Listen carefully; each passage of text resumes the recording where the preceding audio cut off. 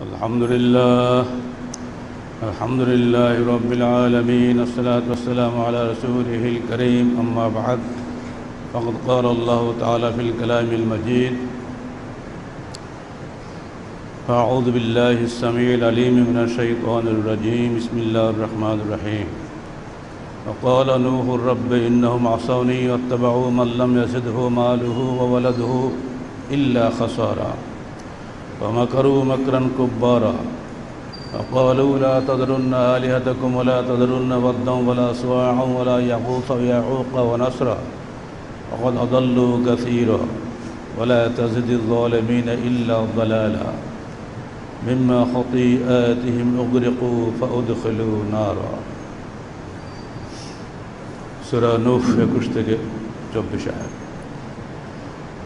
যাবতীয় প্রশংসা আল্লাহ রাব্বুল আলামিনের জন্য এবং যাবতীয় দরুদ ও সালাত তার শেষ নবী মুহাম্মদ রাসূলুল্লাহ সাল্লাল্লাহু আলাইহি ওয়াসাল্লামের জন্য। মানুষ অবশ্যই মরবে, এতে কোনো ইখতিলাফ নাই। মরার পরবর্তী জীবনে সে কীভাবে বাঁচবে, এখানে গিয়ে এই মানুষ দ্বিধাদ্বন্দ্বে ভুগে। একদল মনে করেন আমি নিজের আমলের মাধ্যমে অবশ্যই পরকালে মুক্তি পাব। প্রথমত একদল মানুষ পরকালকে বিশ্বাসই করেন না। আইদা মিতনা কুন্না তুরাবান যালিকা রাজিউন বাঈদ, আমরা মরবো, মাটি হব, আবার পুনর্জন্ম লাভ করবো, এটা তো অত্যন্ত দূরবর্তী কথা। আর একদল মনে করেন অবশ্যই মরবো, তো পরবর্তীকালে আর আমলের বিনিময়ে অবশ্যই জান্নাত পাব। তারা দলিল দেন কোরআন থেকে, লা ইয়াসালুল ইনসান ইল্লা মা সাআ, মানুষ যা কষ্ট করে তার বিনিময় সে পায়। অতএব দুনিয়াতে ভালো কাজ করলে আখিরাতে আমাকে আল্লাহ জান্নাত দিতে বাধ্য। আর একদল মনে করেন যতই কাজ করি পরকালে আল্লাহর ইচ্ছা যা তাই হবে, অথবা হয়তো কাজকাম করি লাভটা কি। তারা কোরআন থেকে দলিল দেন, লাউ শা আল্লাহু মা আশরাকনা ওয়ালা আবাউনা, আল্লাহ চাইলে আমরা শিরিক করতাম না, বাপ দাদাও শিরিক করতো না। আল্লাহ যেহেতু চেয়েছেন তাই শিরিক করেছি, অন্যায় অপকর্ম করেছি, আল্লাহই দায়ী, আমি বেঁচে যাব। বলে নাউযুবিল্লাহ মিন যালিক। আরেক দল মনে করেন আমি যত কাজই করি না কেন অবশ্যই আল্লাহ প্রেরিত বিধান মোতাবেকই করতে হবে, আমার দায়িত্ব সৎ কাজ করা। আল্লাহ যদি কবুল করেন তাহলে তিনি সন্তুষ্ট হয়ে আমাকে জান্নাতে দিবেন, সেটা তারই ইচ্ছা, আল্লাহ কারো কাছে বাধ্য নন। এই আকীদাটাই হলো সঠিক আকীদা। মুসলমানদের মধ্যে এই চারটি আকীদাই বিরাজ করছে। এর সঙ্গে যোগ হয়েছে আরেকটা মহা পাপের আকীদা, যেটা শুধু মুসলমানদের মধ্যেই নয়, এটা নূহ আলাইহিস সালামের যুগ থেকে চলে আসছে, আমাদের মধ্যে ওটা জারি আছে। সেটা এই যে পরকালেও আমি বেঁচে যাব আমার অনুসরণীয় ব্যক্তিদের সুপারিশ ক্রমে। আমি দুনিয়াতে যদি কোনো সৎ লোকের পূজা করি তাহলে ওই সৎ লোকের ওসিলায় আল্লাহ আমাকে মুক্তি দান করবে। এই ধারণাটা মূলত বাহির থেকে ইসলামে ঢুকেছে, ইসলামী ধারণা নয়। কিন্তু এটাই মুসলমানদের মধ্যে ব্যাপক আকার ধারণ করেছে। মুসলমান আল্লাহকে বিশ্বাস করে, সে সঙ্গে ওসিলায় বিশ্বাস করে। আর এই কারণে কাফেরদের চাইতেও এদের প্রতি আল্লাহ বেশি ক্রুদ্ধ। বাপ থাকতেও যে অন্যকে বাপ বলে, তার প্রতি বাপ যেমন দারুণভাবে নাখোশ হন, আর বাপকে শুরু থেকেই মানে না, আর অন্যকেও সে বাপ বলে না।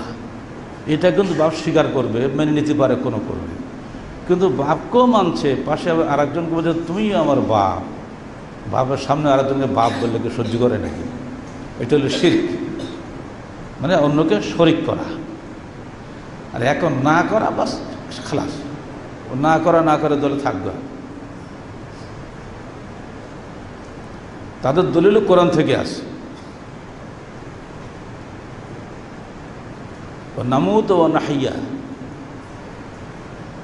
এই দুনিয়াতে আমরা মরি এবং বাঁচি। ওমা কুন্না বে মুস্তাকিনিন, আখিরাত বলে কিছু আছে এটা আমরা ইয়াকিন করি না, বিশ্বাস করি না। প্রত্যেকেরই দলিল কোরআন থেকে তারা দিতে পারবে। ওমা ইহুলিকুনা ইল্লা দাহর, আমাদেরকে মারে জমানায়, প্রাকৃতিক কারণে আমরা মরি, আল্লাহ তাআলা কিছু নাই। এই পাঁচটা আলেমরা দেখেন দাঁড়ায় এই পাঁচটা কোরআনে আয়াত দেয়, আপনি ধরেন সাধারণ মানুষ, আপনি কি উত্তর দিতে পারবেন? ও কোরআন থেকে দলিল দিচ্ছে, আপনি কী করবেন? আলেম যে কত সাংঘাতিক জীব এবার বুঝে নেন। আমি কিন্তু তাদের মুখপাত্র হয়ে পাঁচটা দলিল দিলাম, দলিল কিন্তু আরও আছে। এবার আসুন এই ব্যাপারে ইসলামের বিধান কি আগে জানিয়ে দিই। এই ওসিলা পূজার শিরক নূহ আলাইহিস সালামের জমানা থেকেই শুরু হয়েছে। দলিল স্বয়ং কোরআন থেকে আমরা পড়েছি যে আয়াতগুলো আজকে ওটাই। ক্বালা নূহু রাব্বি ইন্নাহুম আসাউনি ওয়াত্তাবাউ মান লাম ইয়াজিদহু মালুহু ওয়া ওয়ালাদুহু ইল্লা খাসারা। ক্বালা নূহু রাব্বি ইন্নাহুম আসাউনি, নূহ বললেন, হে আমার প্রতিপালক, সমাজ নেতারা আমাকে অবাধ্যতা করছে। ওয়াত্তাবাউ মান লাম ইয়াজিদহু মালুহু, আর সমাজের দুর্বল শ্রেণীর লোকেরা অনুসরণ করছে ওই সমস্ত নেতাদের যাদের মাল সম্পদ এবং সন্তান সন্ততি ক্ষতি ছাড়া কিছুই বৃদ্ধি করছে না, যাদের হাতে ক্ষমতা তারা যত বেশি ক্ষতি করতে পারে, দুর্বল মানুষকে তাই পারে। এজন্য নেতা হওয়া, ধনী হওয়া, শাসক হওয়া যেমন নেকির কাজ করার সুযোগ দেয়, তেমনি ক্ষতি করার সুযোগ বৃদ্ধি করে। আর এদের সম্পর্কে আল্লাহ পাক এখানে বলছেন।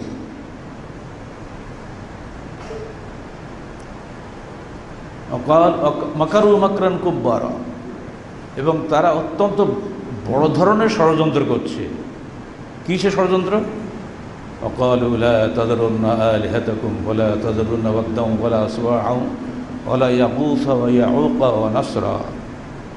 ষড়যন্ত্র হচ্ছে এই, তারা দুর্বল শ্রেণীর লোকদেরকে বলছে তোমরা কখনোই ছেড়ে দিও না তোমাদের পূজিত দেবতা ওয়াদ, সুবা ও নাসারকে।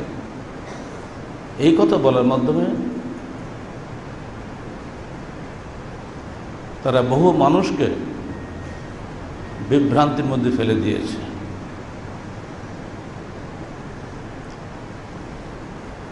ওয়ালা তাজিদু যালিমিনা ইল্লা যালালা, জালেমদের পথভ্রষ্টতা বেঁধে কিছুই বৃদ্ধি পায় না।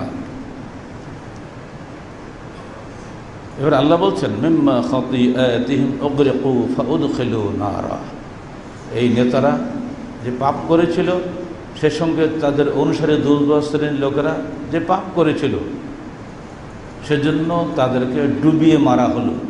নূহের প্লাবনের ইতিহাস আপনারা সবাই জানেন। একটা বাঁচেনি কিন্তু।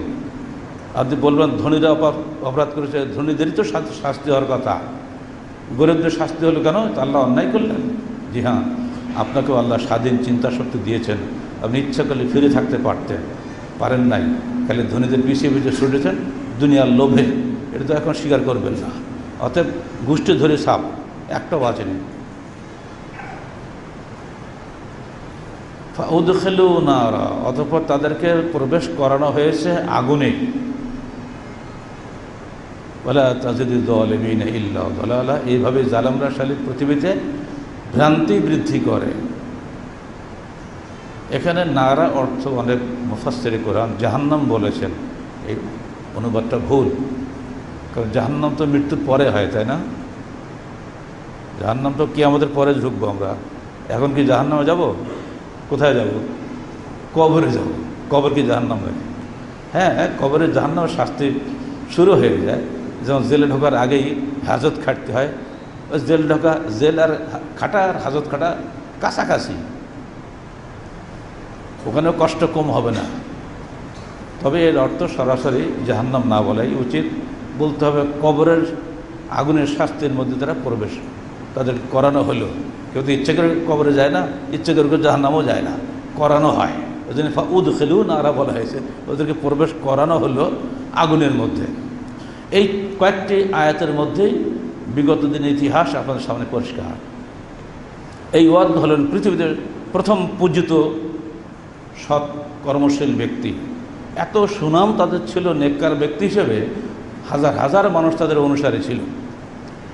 তারা যখন মারা গেলেন তাদের ভক্তদেরকে শয়তান শিখিয়ে দিল, দেখো ওনারা যেখানে বসে তোমাদেরকে উপদেশ দিতেন, খানকায় বসে হোক বা যেখানে হোক, সেখানে যদি ওনাদের একটা মূর্তি তুমি বসিয়ে রাখো তাহলে মৃত মানুষের স্মরণটা তোমাদের সামনে ভেসে উঠবে এবং এর মাধ্যমে তোমরা খুব বেশি বেশি আল্লাহকে স্মরণ করতে পারবে, জিকির করতে পারবে। তার যুক্তি তার অনুসারীর মুরিদানরা মেনে নিল। এবার যখন এইসব মুরিদানরা মরে গেল তখন শয়তান ময়দান পরিষ্কার দেখলো, তাদের ছেলেদেরকে শয়তান শিখিয়ে দিল, দেখো তোমাদের বাবারা কিন্তু আসলে আল্লাহকে ইবাদত করতো না, ওরা মূলত ওই মূর্তিগুলোকেই পূজা করতো। তো তারা মনে হয় ঠিকই তো, আমাদের দেখতাম তো আমরা আব্বার বাড়ি থেকে একটা মূর্তি থাকতোই তো, ঠিকই তো তোমরা ওই মূর্তি পূজা করো, আল্লাহ বলে কিছু নাই। বাস শুরু হয়ে গেল মূর্তি পূজা। নূহের যুগ থেকে চলে আসছে এই মূর্তি পূজা। প্রত্যেক নবী এর বিরুদ্ধে জান মাল দিয়ে চেষ্টা করে গিয়েছেন। সব শেষে নবী ইব্রাহিম আলাইহিস সালামের উপরে কি জুলুম নেমে এসেছিল আপনারা সবাই জানেন। সমাজ নেতারা বলেছিল, ক্বাল ইবনু লাহু বুনিয়ানান ফালকুহু ফিল জাহিম, তোমরা ইব্রাহিমকে বাঁচিয়ে রেখো না, একবার পুড়িয়ে নিশ্চিহ্ন করে দাও। চারিদিকে বড় দেয়াল, পাকা দেয়াল খাড়া করো আর তার মধ্যে আগুন বড় করে তৈরি করো আর সে জ্বলন্ত অগ্নিকুণ্ডে ইব্রাহিমকে নিক্ষেপ করো। আল্লাহ বলছেন, ওমাকারু মাকরান ফাজআলনাহুমুল আসফালিন, ওরা খুবই চক্রান্ত করল কিন্তু আমি সবগুলোকে পরাভূত করে দিলাম। নমরুদের জনশক্তি ছিল, অর্থবল ছিল, দুনিয়ার যাবতীয় ক্ষমতা তার ছিল। সব ক্ষমতা দিয়েও সে ইব্রাহিমের পেশাব করে স্পর্শ করতে পারেনি, কারণ সবার উপরে আল্লাহর হুকুম কার্যকর হয়। তিনি বলে দিলেন, কুলনা ইয়া নারু কুনি বারদান ওয়া সালামান আলা ইব্রাহিম, হে আগুন তুমি ঠান্ডা হয়ে যাও এবং আমার ইব্রাহিমের উপরে তুমি শান্তিদায়ক হয়ে যাও। দেখা গেল পৃথিবীর সমস্ত যুক্তি বুদ্ধি শক্তি একদিকে, আল্লাহর একটা কোন একদিকে। শিরকের শিখণ্ডীরা সেদিনও পরাভূত হয়েছে, চিরদিন পরাভূত হবে, কিন্তু শয়তানের শিখণ্ডীরা চিরদিন শিরকের পক্ষে কাজ করবে। যেমন আল্লাহ পাক বলছেন, ওয়াকাযালিকা জাআলনা লিকুল্লি নাবিয়্যিন শায়াতিনাল ইনসি ওয়াল জিন্নি ইউহি বা'যুহুম ইলা বা'যিন যুখরাফাল কওলি গুরুরা। প্রত্যেক নবীর পিছনে আমরা একদল শয়তান লাগিয়ে দিয়েছিলাম, মানুষের মধ্য থেকে, জিনের মধ্য থেকে। তারা একে অপরকে চমৎকার চমৎকার যুক্তি দিয়ে পথভ্রষ্ট করত। তাই নবীদের পিছনে যখন শয়তান লাগানো একবার কোরআন দ্বারা প্রমাণিত, তো আমাদের পিছনে শয়তান লাগবে না? চিরদিন হকপন্থী মানুষের পিছনে বাতিলপন্থীরা যাবতীয় শক্তি নিয়োগ করবে। যেমন সেদিন নমরুদ নিয়োগ করেছিল, পরবর্তী ফেরাউন নিয়োগ করেছিল, যুগে যুগে সকল নবী নিয়োগ করেছেন, অথচ ইব্রাহিমের পক্ষে কোনো মানুষ ছিল না। একাই তিনি বা তার স্ত্রী এবং তার ভাতিজা লূত ছাড়া 200 বছরের জীবনে তার কোনো উম্মত জোটে নেই। একাই তিনি আল্লাহর পথে দাওয়াত দিয়ে গেছেন। পুরো পৃথিবী তার বিরুদ্ধে চলে গেছে, রাষ্ট্রশক্তি তার বিরুদ্ধে কাজ করেছে, কিন্তু তৌহিদের দাওয়াতকে স্তব্ধ করতে পারেনি। শিরকের শিখণ্ডেরা চিরদিন এমনি করে পরাভূত হয়েছে, আজও হবে। তো মুশকিল হলো যে আফাদেরকে নিয়ে, সাধারণ মানুষকে নিয়ে, তারা যে এদের অনুসারী হয়। এ কারণে শেষ নবী, বিশ্ব নবী মুহাম্মদ রাসূলুল্লাহ সাল্লাল্লাহু আলাইহি সাল্লাম মৃত্যুর আগে উম্মতকে এই ব্যাপারে সাবধান করে গিয়েছেন।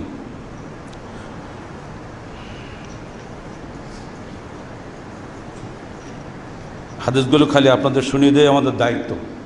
তার আগে বলে রাখি, ইন্নাল মাসাজিদ লিল্লাহি ফালা তাদউ মা'আল্লাহি আহাদা। আল্লাহ বলছেন সিজদার স্থান শুধুমাত্র আল্লাহর জন্য, মসজিদ সির্ফ আল্লাহর জন্য হবে। এখানে আল্লাহ ছাড়া অন্য কাউকে তোমরা ডেকো না। ইমাম ইবনে তাইমিয়া এর জন্য চমৎকার ফতোয়া দিয়ে দিয়েছেন, যদি তোমরা মসজিদ তৈরি করো সাবধান থেকো যেন সে কবর না থাকে। যদি মসজিদ তৈরির আগে কোনো কবর থাকে বহু প্রাচীন, তাহলে ওটাকে মিশিয়ে দাও। যদি কবর নতুন হয় তাহলে হয় মসজিদ ছাড়াও না কবর উঠাও। কারণ মসজিদ, কবরের উপরে কোনো মসজিদে ফরজ সালাত হোক আর নফল সালাত হোক কিছুই কবুল হবে না। কারণ আল্লাহ পাকের প্রকাশ্য নির্দেশ, মসজিদ হবে সির্ফ আল্লাহর জন্য, সেখানে কাউকে ডাকা হবে না। কিন্তু মুশকিল হল নবীগণ যখন থাকেন তখন তিনি দাওয়াত দেন, কিছু লোক তার অনুসারী হয়। মারা যাওয়ার পরে কি হয়? আল্লাহ বলছেন ফাখালাফা মিন বা'দিহিম খালফুন আদাউস সালাতা ওয়াত্তাবাউশ শাহাওয়াতা ফাসাওফা ইয়ালকাউনা গায়্যা। সূরা মারইয়াম 59।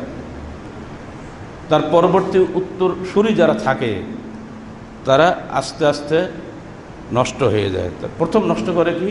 সালাত নষ্ট করে, সালাত থাকে না। এরপরে তারা অত্যাবাউশ শাহাওয়াত, যে বেনামাজি সে তো সবসময় নিজের খোশ খেয়ালের অনুসরণ করে, যে 5 ওয়াক্ত সালাত আদায় করে অন্তত 5 বার তো আল্লাহর সামনে মাথা নত করে আল্লাহকে তো স্মরণটা করে, তা একটু ভয়ও হয়, তাই তো কাজটা করছি, আবার মগরের সময় সালাত আদায় করবো, কী করে আল্লাহর সামনে যাব। আর যে মোটেই সালাত আদায় করে না, সে বলে আমার দিল সাফ, আমি সাফ, অত আমার সালাত দরকার নেই, ও যে কোনো মুহূর্তে শয়তানের ধোকায় পড়ে যাবে।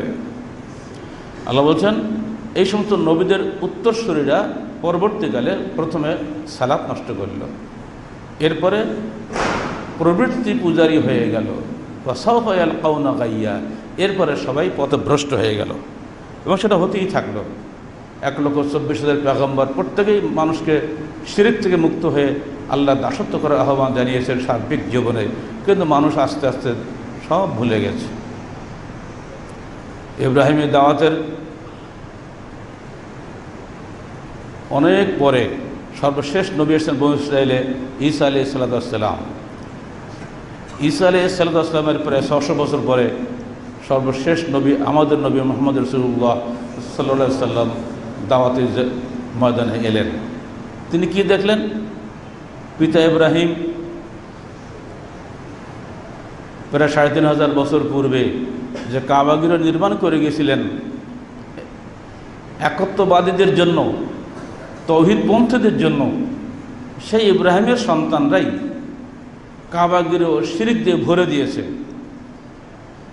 যেদিন আল্লাহ রসুল মক্কা বিজয় করলেন 8ম হিজরিতে, সেদিন কাবার চারিপাশে 360টি দেবতা ছিল।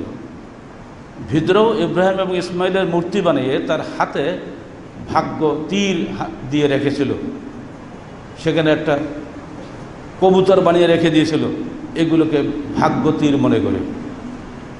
আল্লাহ রসুল নিজে লাঠি দিয়ে ওটাকে ভেঙে দিলেন, বললেন কাতালাহুমুল্লাহ লা ইয়াস্তাকসিমা কাত্তু, এদেরকে আল্লাহ ধ্বংস করুন। কখনোই ইব্রাহিম এবং ইসমাইল এমনি করে ভাগ্যতীর হাতে করে নিয়ে জনগণের ভাগ্য নির্ধারণ করতেন না, কারণ ভাগ্যের মালিক আল্লাহ। ইব্রাহিম ইসমাইলের মূর্তি কেন খাড়া করেছিল? যাতে জনগণকে ধোঁকা দেওয়া যায়, দেখো আমাদের বাবা ইব্রাহিম ইসমাইল তারাও এরকমভাবে করতেন, অত আমাদের করা দোষটা কি? এই ধোঁকাবাজ ধর্ম নেতারা, সমাজ নেতারা এই চিরকাল সাধারণ মানুষকে ধোঁকা দিয়েছে এমনি করে করে। আল্লাহ রসুলের অপরাধ ছিল কি? তিনি বলছেন যে না, তোমরা তৈরি করে এই সমস্ত দেবতা ছাড়ো, সির্ফ আল্লাহর উপাসনা করো, কুলু লা ইলাহা ইল্লাল্লাহ তুফলিহু, তোমরা সবাই বলো আল্লাহ ব্যতীত কোনো উপাসনা নেই, তাহলেই তোমরা সফল কাম হবে। জবাবে কুরাইশ নেতারা বলল আজালাল আলিহাতা ইলাহু ওয়াহিদা ইন্না হাযা লাশাইউন উজাব, আমরা এতগুলো উপাস্য দেবতা ছেড়ে দিয়ে সির্ফ একজন উপাস্যের আনুগত্য করব, দাসত্ব করব, ইবাদত করব, ইন্না হাযা লাশাইউন উজাব, এটা বড় বিস্ময়কর কথা। সে যুগে আবু জাহল সে জবাব দিয়েছিল। আল্লাহ রসুল পরবর্তীকালে মদিনায় গিয়ে শক্তি সঞ্চয় করে রাজনৈতিক ক্ষমতার অধিকারী হয়ে অসংখ্য অনুসারী ভক্তবৃন্দ যখন মালিক হলেন, তখন আল্লাহ পাকের নির্দেশক্রমে তিনি মক্কা বিজয় করলেন। শক্তি ছিল বলেই তিনি সেদিন মক্কা বিজয় করতে পেরেছিলেন, শক্তি না থাকলে কিন্তু তিনি পারতেন না। তাই শিরক এবং তৌহিদের এই সংগ্রাম সেই নূহের জমানাতে শুরু করে মোহাম্মদ রসুল্লাহ সাল্লাল্লাহু আলাইহি সাল্লাম পর্যন্ত প্রত্যেক নবীকে সংগ্রাম করতে হয়েছে। আমাদের রসুল চলে গেলেন, এখন কি আমরা তো তৌহিদপন্থী মুসলমান, নাম তো আলহামদুলিল্লাহ সুন্দর সুন্দর নাম আমাদের, আমরা কি আর শিরক করব না করব না? এখন বলুন, আপনারা কি শিরক করবেন না করবেন না নিশ্চিত হয়ে গেছেন কি শিরক করব না? যেহেতু আমরা মুসলমান তো হয়ে গেছি, কলেমাতে পড়েছি, আর সারা দিন রাত জিকির করে লা ইলাহা ইল্লাল্লাহ লা ইলাহা ইল্লাল্লাহ করতেই থাকি, তাহলে এরপরেও কি আমরা শিরক করব? আপনি যতই অস্বীকার করেন হবে না। এখানে আমরা আলেমরাই 6 রকম দলিল পেশ করি আপনাদের সামনে, যেগুলো শুনে আপনারা খুশি হয়ে শিরক করেন, কবর পূজা করেন। মসজিদে মুসল্লি নাই, কবরে যেয়ে দেখান তো। কবরের ধারে যারা মুসলমান মসজিদ বানাইছে যাতে মানুষ কবরে যায়, এমন কবর নেই যেখানে মসজিদ নেই, তাই না? উদ্দেশ্য কি? যাতে মানুষ কবরে যেয়ে সালাত আদায় করে সঙ্গে সঙ্গে কিছু নজর নিয়ে যায়, সেটা পয়সা কামে করে ধান্দা। ওদিকে মসজিদে সেজদা করছে, ওদিকে কবরে যেও সেজদা করছে। দে বাবা খাজা দে, তুমি এই খাজা দাও। এ বাবা কে দিবে? ওর মাথা ঠিক নাই। মানুষকে পথভ্রষ্ট করার জন্য শয়তান এমনি করে যুক্তি দিয়ে দিয়ে নিয়ে চলে যায়। আমাদের রাজশাহীর শাহ মখদুম দরগার একটা কমিটি আছে, শুনতে পাই সেই কমিটির একজন বড় নেতাই ছিলেন একজন আহলে হাদিস। ওদিকে ওই আপনার বিড়ালদার মাজারের যে কমিটি আছে, সেখানেও এক নেতা নাকি এই কথিত রাহবাদানি একজন আছে। কত যে শুনবো। আর আমাদের ডিসি বাহাদুর তো মাশাআল্লাহ সব শিরকের আস্তানার উনি হেফাজতকারী। বাসে যাচ্ছে, ড্রাইভার সাহেব গাড়ি অটোমেটিক রেখে দিচ্ছেন, পয়সা দিতে হবে।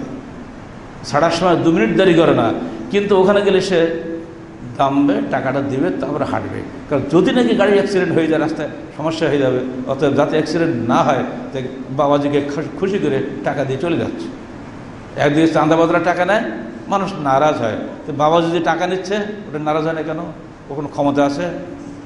নিশ্চয়ই আপনার ধারণা উনি কবরের যদিও চলে গেছেন, উনি এখনও জীবিত আছেন, তার ক্ষমতা আছে, তিনি আমার ভালো বা মন্দ দুটোই করার শক্তি রাখেন। এই ধারণা না থাকলে আপনি নিশ্চয়ই টাকা দিতেন না। এই ধারণাগুলো সৃষ্টি করলো কে? মূর্খ লোকরা করেনি, আলেমুলরা করেছে। এই জন্য আল্লাহ পাক তার রসুলের মাধ্যমে তার মৃত্যুর আগেই সাবধান করে গিয়েছেন। হাদিসগুলো শোনেন। জমদুব বিন আব্দুল্লাহ আল বাজালি রাদিয়াল্লাহু আনহু قال سمعت النبي صلى الله عليه وسلم قبل أن يموت ب5 يقول ألا وإن من كان قبلكم كانوا يتخذون قبور أنبيائهم وصالحيهم مساجدا ألا فلا تتخذوا القبور مساجدا إني أنهاكم عن ذلك رواه مسلم। মৃত্যুর 5 দিন আগে তিনি তার সাহাবীদেরকে ডাকলেন। ওসামা যায়েদ রাওয়াতে পরিষ্কার এসেছে, তিনি সবাইকে ডাকলেন। উনি বুঝতে পেরেছেন যে আমি আর বাঁচব না। তিনি বললেন, দেখো হে আমার উম্মতরা, মান কানা ক্বাবলাকুম কানু ইয়াত্তাখিযুনা কুবুর আম্বিয়াহিম মাসাজিদা, তোমাদের পূর্বিকার উম্মতেরা তাদের নবীদের কবরগুলিকে মসজিদ বানিয়েছিল। শুধু নবীদের নয়, সালেহিহিম সৎকর্মশীল নেককার মানুষের কবরগুলিকে মসজিদ বানিয়েছিল। অতএব ফালা তাত্তাখিযুল কুবুর মাসাজিদা, তোমরা যেন মসজিদ কবরগুলিকে মসজিদে পরিণত করো না। ফাইন্নী আনহাকুম আন যালিক, আমি তোমাদেরকে এই বিষয়ে নিষেধ করে যাচ্ছি। মুসলিম শরীফ 532 নম্বর হাদিস খুলে দেখো। এমনি তোর অনেক হাদিস রয়েছে, খুতবারের সংক্ষিপ্ত পরিসরে সব বলা যাবে না।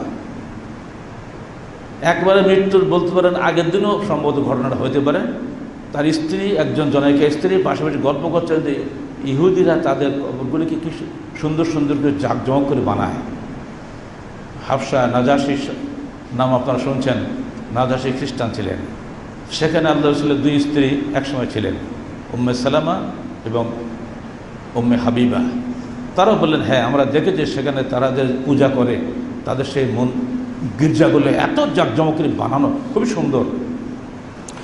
এই কথা বাসায় বলা হচ্ছে। আল্লাহ রাসূল তখন মুখের কাপড় ফেলে দিয়ে বলছেন, দেখো উলাইকা শিরারু খালকিল্লাহ, কিয়ামতের দিন এরাই আল্লাহ সৃষ্ট জীবের মধ্যে সবচেয়ে নিকৃষ্ট হিসাবে উঠবে, কারণ ওরা তাদের নবীদের কবরগুলিকে মসজিদে পরিণত করেছিল।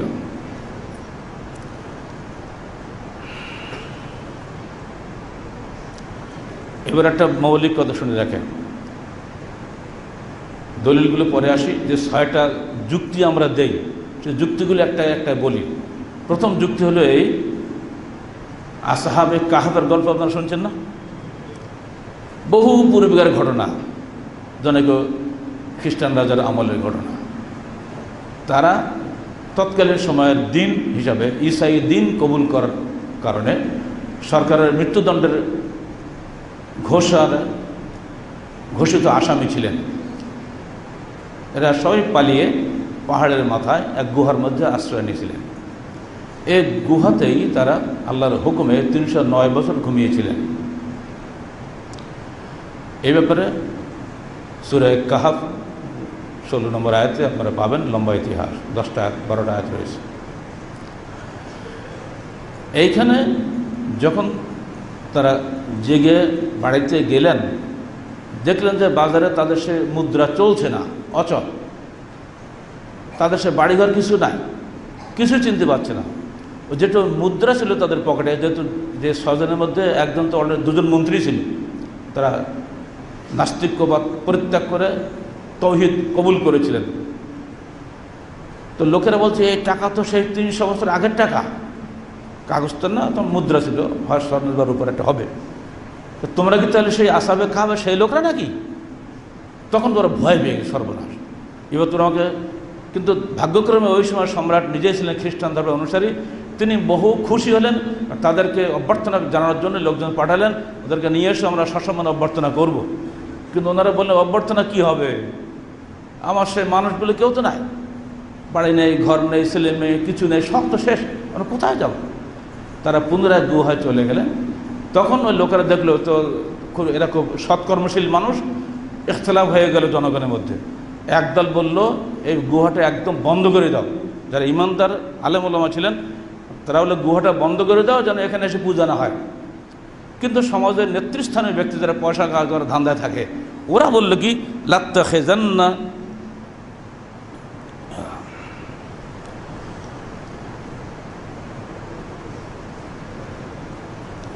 তারা জটটা দিলে কোরআনের আয়াতটা বলে দিই, লাত্তাখিযান্না আলাইহি মসজিদা, অবশ্যই আমরা এখানে মসজিদ তৈরি করব, মসজিদ তৈরি করব, এই কথাটা যেহেতু কোরআনে এসেছে, অতএব এই যুগেও আমরা অবশ্যই আমাদের সৎকর্মশীল মানুষ মারা গেলে সেখানে মসজিদ বানাব। দলিল কোরআনে সূরা কাহাফ। ওই সূরা বা ওই আয়াতের অর্থ কি, ব্যাখ্যা কি, কিছুই কিন্তু জনগণকে বলা হচ্ছে না। ঘটনাটা হচ্ছে বহু পূর্বেকার। এর ব্যাখ্যা হচ্ছে সেই সমাজের শিরকপন্থী পথভ্রষ্ট নেতারাই এ কথা বলেছিল।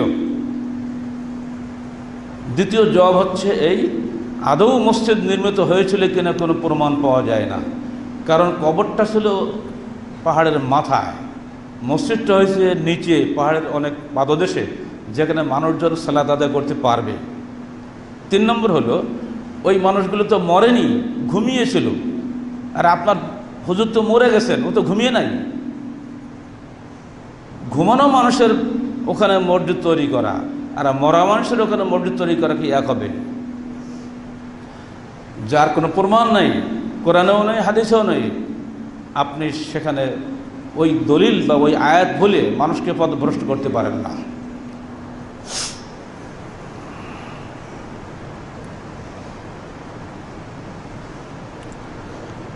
সূরা কাহাফ 21 নম্বর আয়াতটা মাথায় রাখবেন, দেখবেন অনেক সময় বক্তৃতার সময় আপনার এই আয়াতটা শুনবেন যে সেই যুগে কোরআনে যখন কথা আসে, কোরআনের আমরা কেন করব না? ওদের আরেকটা চুটকি বলে দেন, বাবা কোরআন তো ফেরাউনের নামও আছে, তুমি নামটা ফেরাউন রাখো না কেন? আছে না কোরআনে ফেরাউনের নাম নেই? কোনো পাগল মহিলা আছে, ছেলেপিলে দাদি নানি যারা হয়েছে, বাচ্চার খুশি করে কোরআন থেকে নাম রাখে। আমার তো জানা আছে একজন দাদি তার পুতনির নাম রাখছে লেতুমজেরা, কারণ ওই মহিলা সূরা ইয়াসিন মুখস্থ, ঘন ঘন সূরা ইয়াসিন পড়ে। কেডা কি বলো, দাদি বলেছে যখন বাবার কোনো কথা চলে সেখানে, ওই আজও সেই লেতুমজেরা আছে। কে যে কি নাম রাখে হিসাব নিকাশ তো নাই। কিন্তু একটা ভালো বাংলাদেশের মুসলমানদের জন্য ফেরাউন নাম কেউ রাখে না, ওটাও তো কোরআনে আছে, তাই না? ওটা বোঝে আর ফেরাউনটা খারাপ, এটাও হুঁশ সবারই আছে। তো কোরআনে আছে মসজিদা, অর্থাৎ আমিও মসজিদ করবো। আরে বাবা, মসজিদ মানে কি এই মসজিদ নাকি? ওটা পূজার স্থান। খ্রিস্টানকে মসজিদ বানায়, ওটা গির্জা বানায়। যাই হোক, তারা এটা বলেছিল কারা? তাদের নেতা, শিরকপন্থী পথভ্রষ্ট নেতারা। চিরকাল পথভ্রষ্ট নেতারাই এগুলো করে, ইমানদার লোক কশ্চিনকালে এগুলো করে না। 2 নম্বর তারা দলিল দিয়ে থাকে যে আল্লাহ নবীর কবর মসজিদের মধ্যেই আছে।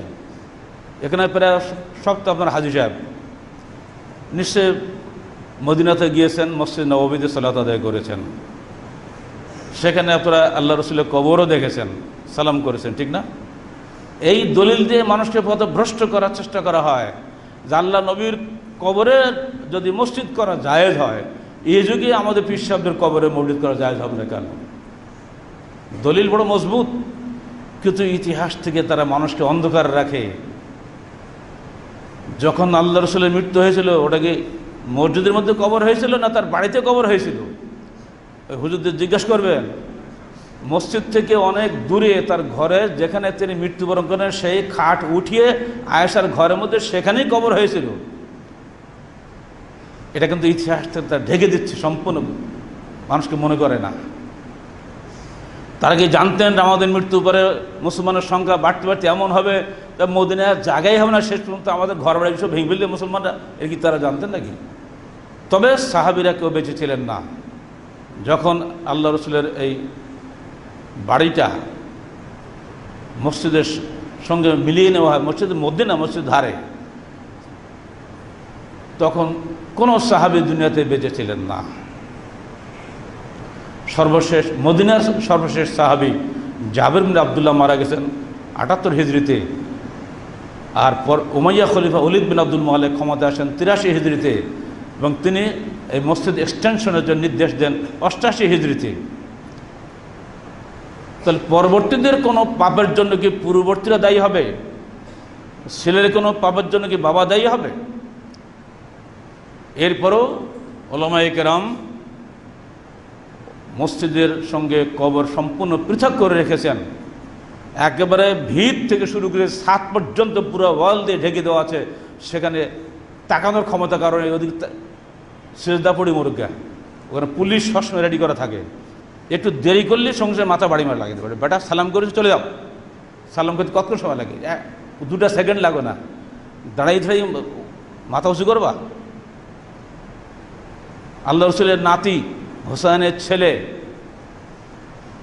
তিনি বলছেন, আমি একদিন দেখলাম যে একটা লোক ওই আমার নানার বাড়ি, তখন তো এরকম মসজিদের মধ্যে কবর ছিল না, এক ছিদ্র পথে উকি মেরে মেরে দেখছে আর ঢোকার চেষ্টা করছে, আর ওখানে চিৎকার দিয়ে দিয়ে যাচ্ছে, ইয়া মোহাম্মদ, ইয়া মোহাম্মদ।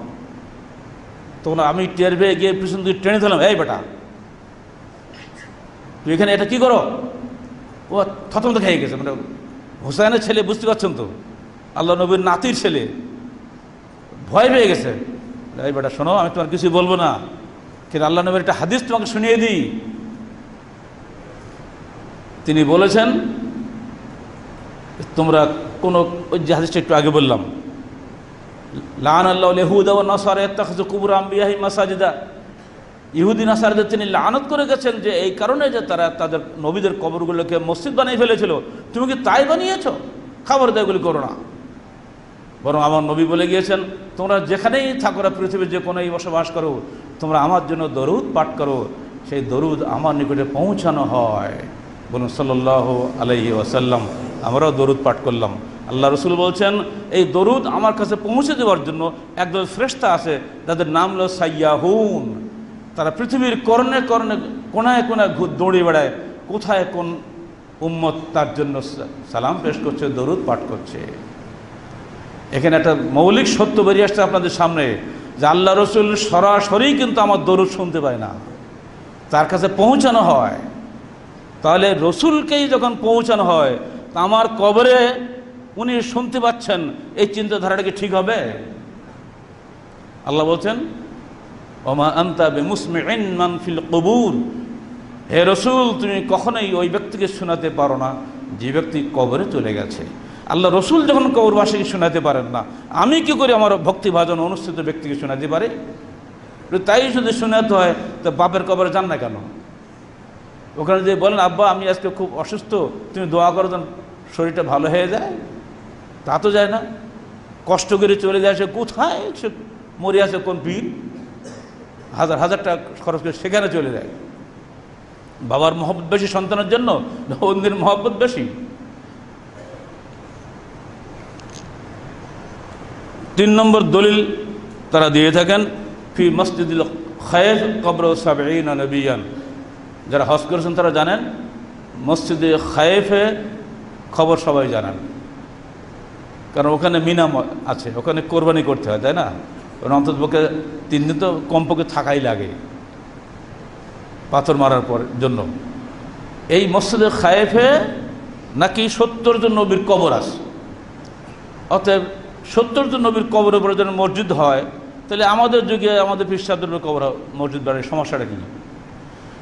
ভালো করে জেনে রাখবেন, এই কবিরা কথাটাই একেবারে বানোয়াট একটা জাল হাদিস।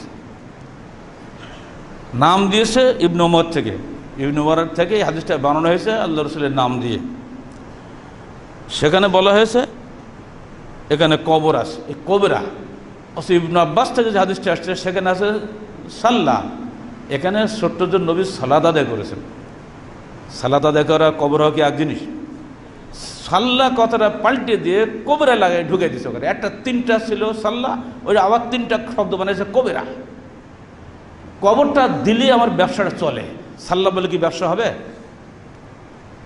এই জন্য আমরা সহিহ বাছাই করি কেন? জয়ীফ হাদিসে রয়েছে কবিরা, আর সহিহ হাদিসে রয়েছে সাল্লাহ। আপনি যদি এখন জয়ীফ হাদিস ফলো করেন আর বলেন আল্লাহ নবীর সব হাদিসই সহিহ, জয়ীফ আছে নাকি? বলেন এখন সবাই ধর্ম পাগড়িওয়ালার কথাগুলো বলে, সাধারণ কৃষক শ্রেণীর লোকগুলো কথা বলে না।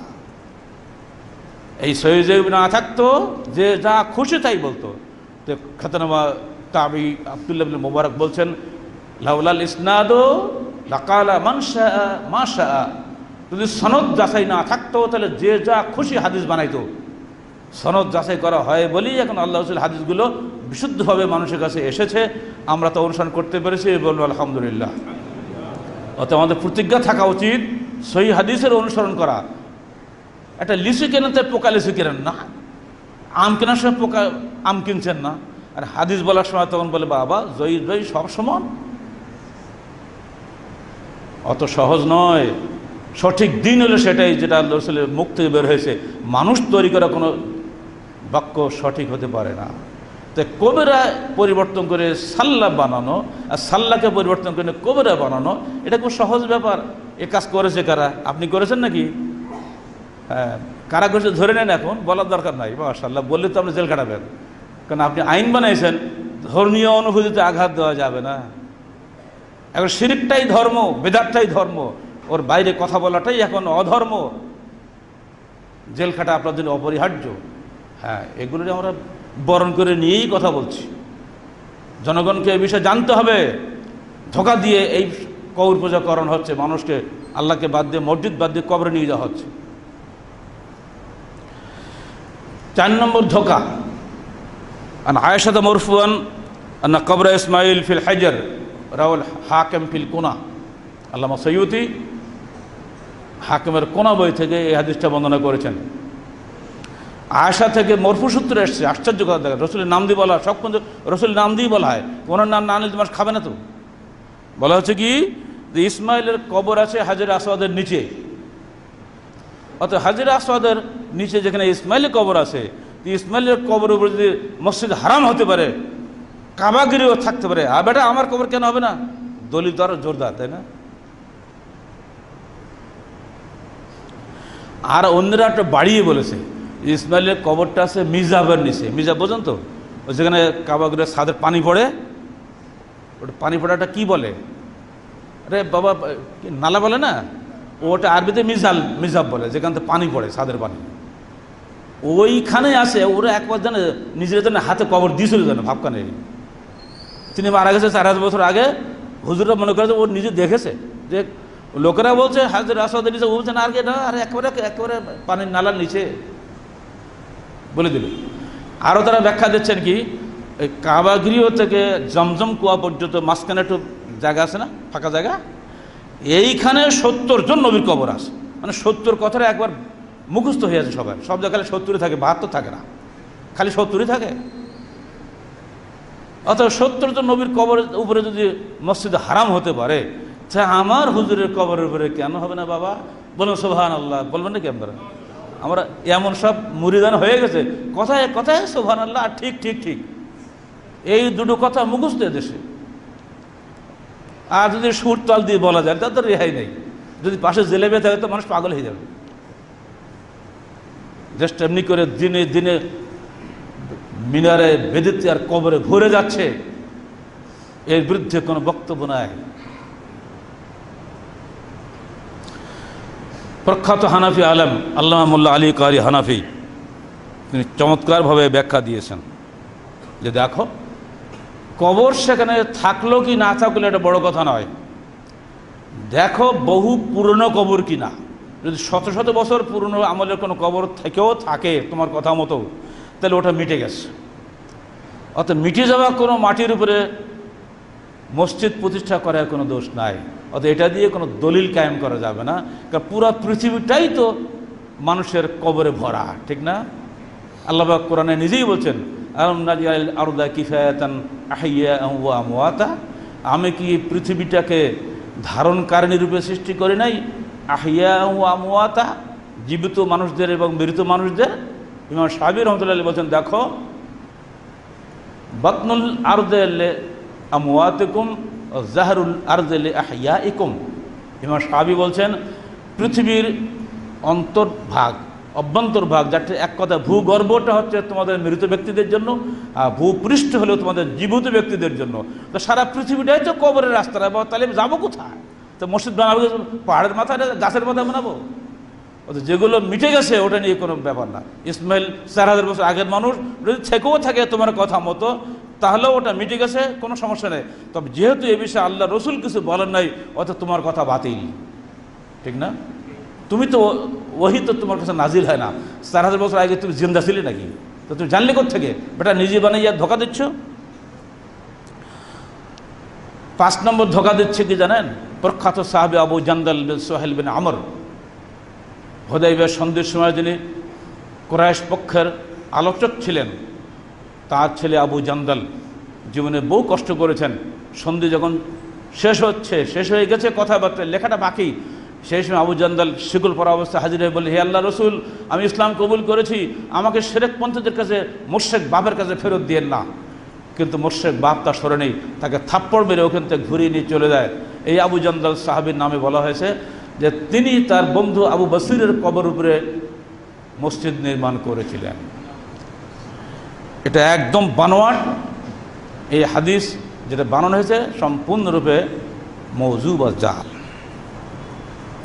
6 নম্বর দলিল হচ্ছে, আমরা আল্লাহ রসুল এগুলো নিষেধ করেছিলেন, কারণ মানুষ তখন শিরিক থেকে কেবল মুসলমান হয়েছিল।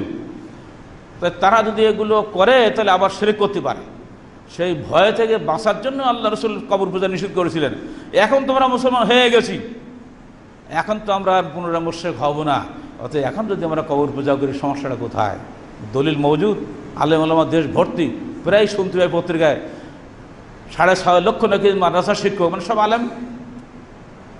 আর পীরের সংখ্যা হিসেব করা খুব মুশকিল।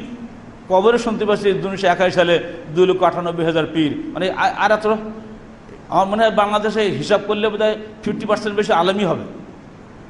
এত আলেম থাকতে এদেশে কেন ইসলামী বিধান জারি হয় না? কেন সুদ হালাল থাকে? কেন ঘুষ হালাল হয়? কেন চুরি চামারি চলে?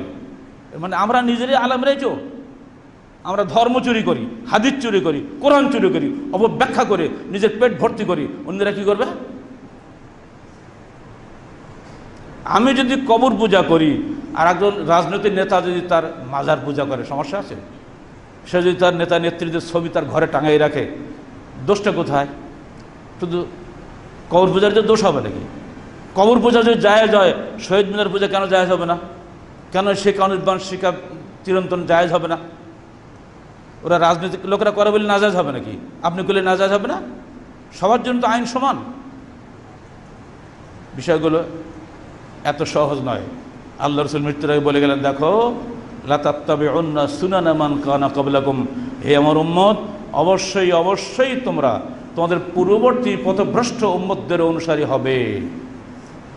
হাজবুন নাল বিন নাল, এক জোড়া জুতো পরস্পরের সামঞ্জস্যের ন্যায়। অতএব আল্লাহ রসুলের মৃত্যু হয়ে গেছে, মৃত্যুর আগে তিনি সাবধান করে গেছেন আমাদেরকে। আমরা এখন কি ওই সাবধান বাণী মানব না আমরা অবশ্যই ইহুদি নাসারদের অনুসারী হব? এই সিদ্ধান্ত আমাদেরকে নিতে হবে। কারণ আমার কবরে আমার নবী যাবেন না, আর আপনার কবরেও আমি যাব না। হয়তো যুক্তি দিয়ে কোনো লাভ হবে না, স্পষ্ট নিষেধাজ্ঞা যেখানে রয়েছে। আল্লাহ বলছেন ইন্নাল মাসাজিদা লিল্লাহ ফালা তাদউ মা'আল্লাহি আহাদা, মসজিদ নির্মিত হবে শুধুমাত্র আল্লাহর জন্য, সেখানে আল্লাহ ছাড়া কাউকে ডাকা যাবে না। অতএব মসজিদ কোনো কবরে করে হবে না, কারণ কবরে বান্দাকে ডাকা হয়, আল্লাহকে ডাকা হয় না। দ্বিতীয়, আল্লাহ রসুল মৃত্যুর আগেই সাবধান করে গিয়েছেন লা তাত্তাখিযু লা'নাল্লাহুল ইয়াহুদা ওয়ান নাসারা ইয়াত্তাখিযু কুবুর আম্বিয়াহিম মাসাজিদা, এবং নিজের জন্য তিনি আল্লাহর কাছে প্রার্থনা করে গেছেন লা তাজআল কবরি ওয়াতানা ইউবাদু, হে আল্লাহ তুমি আমার কবরকে জানো মূর্তি বানিয়ে দিও না যেখানে পূজা করা হয়। তার মৃত্যুর পরে ইখতিলাফ হলো কোথায় তাকে কবর দেওয়া হবে, কি মুশকিল।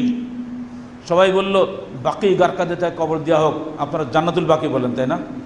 তওবা করেন, খবরদার জান্নাতুল বাকি বলবেন না, কারণ জান্নাতুল বাকি বলে শিয়ারা। ওখানে ফাতেমা রাদিয়াল্লাহু আনহার কবর আছে, তো শিয়াদের দৃষ্টিতে ফাতেমার স্থান তো অনেক উপরে, তাই না? এজন্যে ওটাকে জান্নাত বলে। ওটা আমরা কি জান্নাতুল বাকি বলবো? ও তো বাকি, বাকি যে স্থানের নাম, বাকিউল গারকাদ। অতএব বাকি বলবেন, জান্নাতটা বাদ দিয়ে বলবেন। সবাই বলল বাকি গারকাদে ওনাকে দাফন করা হোক, কারণ সেখানে আরও অন্য সাহাবীদের কবর আছে, আল্লাহ রসুলের সাথীরা অধিকাংশ সেখানে শুয়ে আছে, অতএব সেখানে ওনাকে কবর দেওয়া হোক। আলোচনা খুব তুঙ্গে উঠল। তখন এসে আবু বকর বললেন, দেখো আমি আমার রসুলকে বলতে শুনেছি, তিনি বলেছেন নবীরা যেখানেই মৃত্যুবরণ করেন সেখানেই দাফন হয়ে থাকে। আবু বকরের হাদিস শোনার সঙ্গে সঙ্গে সমস্ত গোলমাল মিটে গেল, না আর কোনো কথা শোনা হবে না। যখন আল্লাহ নবী হাদিস আগেই বলে গিয়েছেন, তখন কবরটা এখানেই দাও। সঙ্গে সঙ্গে খাট উঠিয়ে কবর খুঁড়ির ব্যবস্থা করে সেখানে কবর দেওয়া হলো। মা আয়েশা সিদ্দিকা বলছেন, উনি অত্যন্ত হুঁশিয়ার মহিলা ছিলেন, উনি আগেই এটা বিষয় বুঝতে পেরেছিলেন। তিনি বলছেন, যদি এই ভয় আল্লাহ নবী না থাকতো যে আমার কবর পূজা করা হবে, তাহলে অবশ্যই তার কবরটাকে ঘর থেকে বের করে বাহিরে ময়দানে দেওয়া হতো, যেখানে হাজার হাজার মানুষ তাকে জিয়ারত করতে পারে। কিন্তু আল্লাহ নবী যেহেতু আশঙ্কা করেছেন আমার মৃত্যুর পরে এরা পূজা করা শুরু করবে, এজন্য কবরটা তার ঘরের মধ্যে দেওয়া হয়েছিল। মা আয়েশা যদি সেদিনে সাবধানতা অবলম্বন করতে পারেন, তার পিতা আবু বকর যদি এই সাবধানতা অবলম্বন করতে পারেন, তার আমরা কি করে বলি যে আমরা এখন তৌহিদপন্থী হয়ে গেছি, অথবা আমরা আর কখনই মুশরিক হব না? আল্লাহ রাসূল বলেছেন লা তাকুমুস সাআহ হাত্তা তালাকা কাবাল মিন উম্মতি বিল আওসান, অতদিন কিয়ামত হবে না যতদিন আমার উম্মতের একদল লোক মূর্তি পূজা না করবে। উম্মত থাকবে কিন্তু ওরা মূর্তি পূজারী হবে। আমরা কি তাই হয় নাই? যারা কবর পূজারী তারা কি ওই মুসলিম উম্মাহ নয় যাদের সম্পর্কে আল্লাহ রাসূল এই ভবিষ্যৎবাণী করে গেলেন? অতএব সাবধান। কবর আজকে অসংখ্য মানুষের ঈমান নষ্ট করে দিচ্ছে। মৃত্যুর আগে ইব্রাহিম ঠিক একই কথা বলে গিয়েছিলেন। সূরা ইব্রাহিম পড়ে দেখুন, রব্বে ইন্নাহুন্না আযলালনা কাসীরাম মিনান নাস ফামান তাবিআনি ফাইন্নাহু মিন্নী ওয়া মান আসানি ফাইন্নাকা গফুরুর রহিম। হে আল্লাহ, এই মূর্তিগুলো অসংখ্য মানুষকে পথভ্রষ্ট করেছে, অতএব তুমি আমার সন্তানদেরকে এই মূর্তি পূজার হাত থেকে বাঁচাও। যারা আমার অনুসারী হবে তারাই আমার অনুসারী, আমার আসানি যারা আমার অবদ্ধ হবে ফাইন্নাকা গফুরুর রহিম, তুমি ক্ষমাশীল ও দয়াবান। আজকে আমাদেরও ঠিক একই আহ্বান জনগণের কাছে, যারা আল্লাহ রসুলের অনুসারী হবে তারাই মাত্র রসুলের শাফাত পাবে কিয়ামতের দিনে। যারা তারা অবদ্ধ হবে তারা কখনই আল্লাহ রসুলের শাফাত পাবে না। আল্লাহ পাক আমাদের সবাইকে কবর পূজার শিরক থেকে বাঁচার তৌফিক দান করুন। আমিন। আকুলু কওলি হাযা আস্তাগফিরুল্লাহ লি ওয়া লাকুম ওয়া লিসাইরিল মুসলিমিন।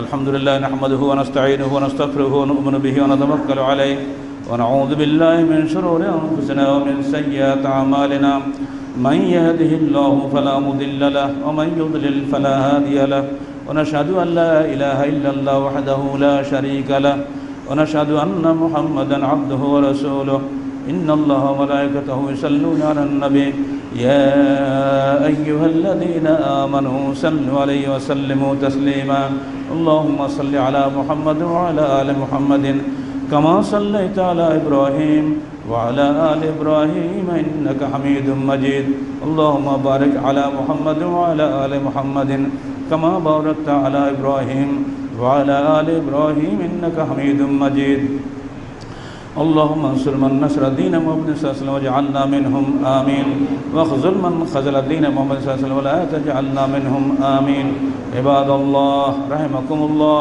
ইন্নাল্লাহা ইয়া'মুরুকুম বিল আদলি ওয়াল ইহসান ওয়া ইতা'i যিল কুরবা ওয়া ইয়ানহা আনিল ফাহশাই ওয়াল মুনকারি ওয়াল বাগyi ইয়া'iদুকুম লা'আল্লাকুম তাযাক্কারুন ওয়াজকুরুল্লাহা ইয়াযকুরকুম ওয়াদউহু ইয়াস্তাজিব লাকুম ওয়া লাযিকরুল্লাহি তাআলা ওয়া আ'লা ওয়া 'azza ওয়া জাল্লা ওয়া আতাম্মু ওয়া আহম্মু আকবার।